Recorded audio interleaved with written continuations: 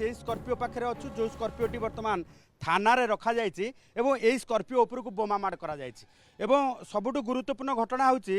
जे Bermuda भली संवेदनशील अंचल रे ये घटनाटी घटी बरमुंडारू आपिकल रास्तार ये घटनाटी घटी जहां नहीं पुलिस वर्तमान तदंत करुच्ची एवं आखपाखे सीसीटीवी कौन रही सीसीटीवी को वर्तमान जांच करा जाउची ता परवर्ती समय जदि देखिबा जे जो अभियोग करा जाइछि से अभियोग अनुसार 4 रु 5 जन दुईटी बाइक रे आसीछंती एवं गोटे जो रही बोमा माड़ कर जो बोमा माड़टी सीधासल भाव कार रे बसी जड़े युवक ऊपर को लक्ष्य करा जहाँकि जेहेतु कार रो दुईटी जो रही ग्लास बंद रही तेणु बोमार सक्रियता एत रही जे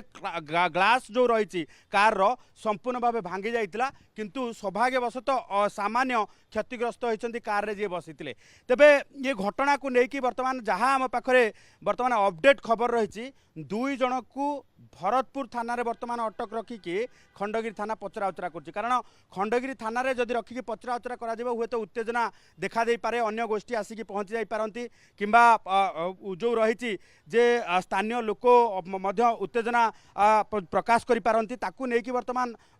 जो रही भरतपुर थाना रे रखिकी पचरा उचरा करा जाउथिबार जहाँ सूचना रही अपरपक्षे पुलिस रो कहवा कथा अभियोग आसीची अभियोग को भित्ति करिकी वर्तमान तदंत करा जाउची एथिरे किए संपृक्त अछंती ताकू नेकी वर्तमान जो रही पुलिस पक्षरु जोरदार तदंत करा जाउची तदंत परे सामना को जे भी आसीबो तांको उपरे कार्यानुष्ठान नियाजिबो तेबे घटना पछर कारण कौन ये जानिबा पाई वर्तमान पुलिस जो रही आहत जी होती स्कॉर्पियो रे बसीथिले तांकर स्टेटमेंट को रेकर्ड करा जाउची तेबे सबुठु गुरुत्वपूर्ण कथा होची गत 2 मास तले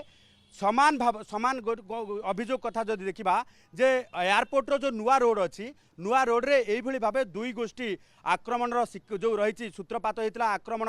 घटना जदि देखा जे पाखापाखि घंटाए काल से जो रही रास्ता एक प्रकार जो रणक्षेत्र पलटिला किंतु आज जदि देखा ये जो गोष्ठी आहत होती जो गाड़ीटी वर्तमान बोमा माड़र